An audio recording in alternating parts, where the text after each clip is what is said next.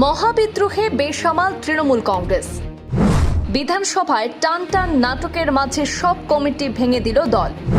বেসুরো বিধায়কদের নিয়ে বেসামাল তৃণমূল কংগ্রেস। দলের বেশিরভাগ বিধায়কই বেসুরো তালিকায় নাম লিখিয়েছেন। বিধানসভার রাজনৈতিক টানাপোড়েনের মধ্যে বড় সিদ্ধান্ত সর্বভারতীয় তৃণমূল কংগ্রেসের। রাজ্যের সমস্ত কমিটি ও শাখা সংগঠন ভেঙে দিয়ে নতুন সাংগঠনিক কাঠামো তৈরির পথে হাঁটল দল। এক্স হ্যান্ডেলে পোস্ট করে এই কথা জানানো হয়েছে দলের পক্ষ থেকে। অবিলম্বে এই সিদ্ধান্ত কার্যকর করার কথা জানিয়েছে তৃণমূল কংগ্রেস। দলের এই সিদ্ধান্তের কারণে তৃণমূল ছাত্র পরিষদ, মহিলা তৃণমূল কংগ্রেস, তৃণমূল যুব কংগ্রেস, ট্রেড ইউনিয়ন, সংখ্যালঘু সেল সহ সমস্ত কমিটি সংগঠন ভেঙে দেওয়া হয়েছে। যদিও সর্বভারতীয় সাধারণ সম্পাদক পদে অভিষেক বন্দ্যোপাধ্যায় আর থাকবেন কিনা তা নিয়েও প্রশ্ন উঠছে। আজই বিধানসভার স্পিকার রথীন্দ্রনাথ বোসের কাছে জমা পড়েছে তৃণমূলের 58 বিদ্রোহী বিধায়কের সই করা চিঠি। এই আসল তৃণমূলের বিধায়করা দলনেতা হিসেবে চাইছেন ঋতব্রত বন্দ্যোপাধ্যায়কে, উপদলনেতা সন্দীপন সাহা, জাবেদ খান ও শিউলি সাহা, মুখ্য সচেতক আখরুজ্জামান।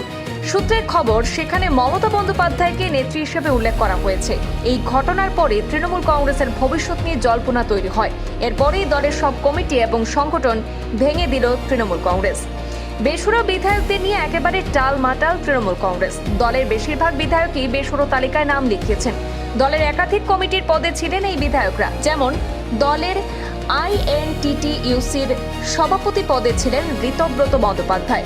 নতুন তৃণমূলের দলনেতা হিসেবে তার নাম সামনে এসেছে।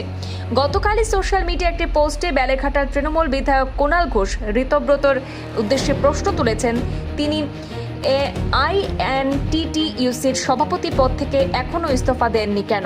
সব পদ ও কমিটির অবলুপ্তির পর দলের তরফে জানানো হয়েছে কাজের মূল্যায়নের পর নতুন কমিটি তৈরি করা হবে। সব মিলিয়ে বিধানসভার টানটান রাজনৈতিক পরিস্থিতির মধ্যে তৃণমূল কংগ্রেসের এই বড় সাংগঠনিক সিদ্ধান্ত রাজ্য রাজনীতিতে নতুন আলোচনার জন্ম দিয়েছে। নতুন কমিটিতে এবার কারা জায়গা পান সেদিকেও নজর থাকবে রাজনৈতিক পর্যবেক্ষকদের। ব্যুরো রিপোর্ট, পূর্বাঞ্চল প্রতিদিন।